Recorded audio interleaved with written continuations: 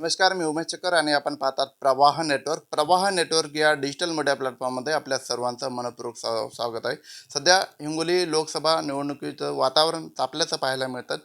महायुतीमध्ये रस्सीखेच देखील या अगोदर पाहायला मिळत होती. मात्र महायुतीमध्ये आता एकंदरीत शिंदे गट असेल, भाजपा गट असेल, जे एकत्रितपणे काम करताना पाहायला मिळतात, त्या पद्धतीची चर्चा देखील होते.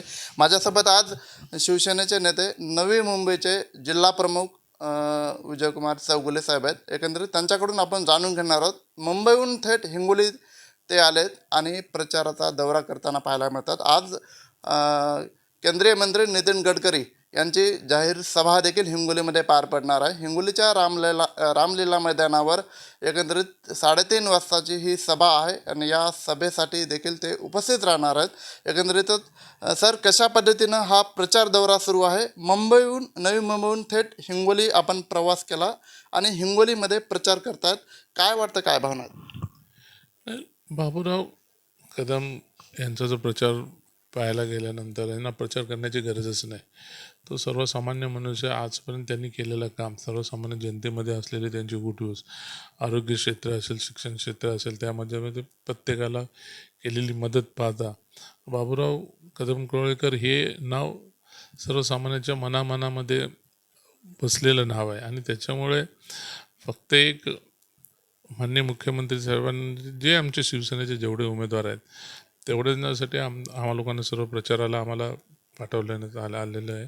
आणि या ठिकाणी मी एक वडार समाजाचा एक नेता म्हणून, कार्यकर्ता म्हणून इथं आमचा वडार समाज भरपूर आहे.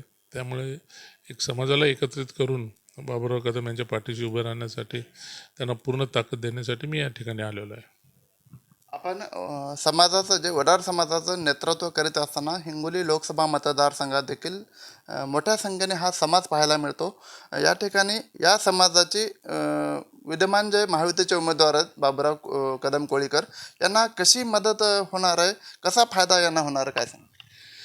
बघा, सर्वांनी जे ताकद, आता सर्व घटक हे बाबूराव कदम कोळेकर यांच्या मागे ताकद लावलेले आहे. सर्व जाती धर्माच्या लोकांना लावलेले आहे.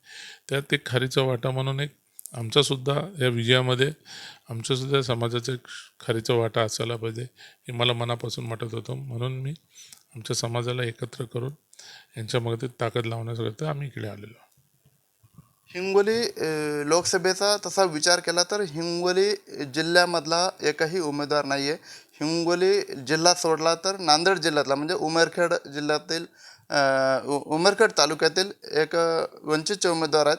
त्यानंतर हातगाव तालुक्यातले महायुतीचे उमेदवार आणि महाविकास आघाडीचे उमेदवार हे देखील तिकडलेच आहेत.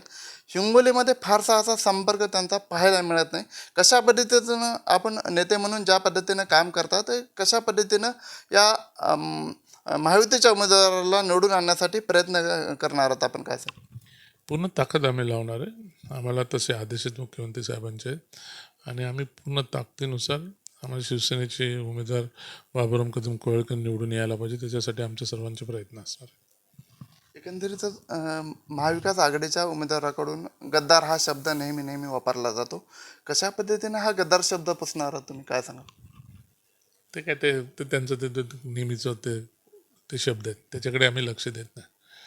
आम्हाला फक्त उमेदवार कसा निवडून येण्याचं त्याच्याकडे लक्ष द्यायचं. हे होते नवी मुंबईचे जिल्हा प्रमुख विजयकुमार चौगुले. आणि कशा पद्धतीनं हा उमेदवार म्हणजे महायुतीचा उमेदवार निवडून येईल यासाठी आम्ही प्रयत्नशील आहोत. त्याच पद्धतीनं काम देखील करणार आहोत आणि महायुतीचे उमेदवार बाबूराव कदम कोळीकर हे मोठ्या संख्येने निवडून येतील अशी देखील भावना यावेळी व्यक्त केलेली आहे. माझ्या सहकारी उद्यासह मी उमेश चक्कर, प्रवाह न्यूज नेटवर्क, हिंगोली.